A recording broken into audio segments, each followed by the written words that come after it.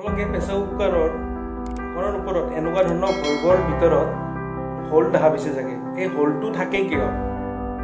বন্ধুসকল, pressure cooker সকলোৰে ঘৰত আছে, কিন্তু এটা প্ৰেছাৰ কুকাৰে অকল গেছে নবচায়, আনকি ৰন্ধাৰ সময়ো বচায়। আপোনালোকে নিশ্চয় প্ৰেছাৰ কুকাৰৰ ঢাকনৰ ওপৰত চিটিৰ তলত এনেকুৱা ধৰণৰ ভল্ভ দেখা পাইছে, আৰু ইহঁতৰ মাজত ফুটা থাকে। কিন্তু থাকে কিয়? আপোনালোকে নাজানে যদি মই জনাই থওঁ যে ইয়াক ছেফটি ভল্ভ বুলি কোৱা হয়, আৰু ই প্ৰেছাৰ কুকাৰটো ব্লাষ্ট হোৱাৰ পৰা বচায়। আৰু ইয়াক এটা প্ৰেছাৰ কুকাৰ ছেফটি ফিচাৰ্ছ বুলি ক'ব পাৰি, যি ফিজিক্সৰ নিয়ম পালন কৰে। ই এনেকৈ কাম কৰে যে যেতিয়া আপুনি প্ৰেছাৰ কুকাৰত কিবা বস্তু বহাব, ইয়াৰ যি এক্সট্ৰা গেছবোৰ এই চিটিৰ তলত থকা ভল্ভৰ সহায়ত ওপৰলৈ যায়।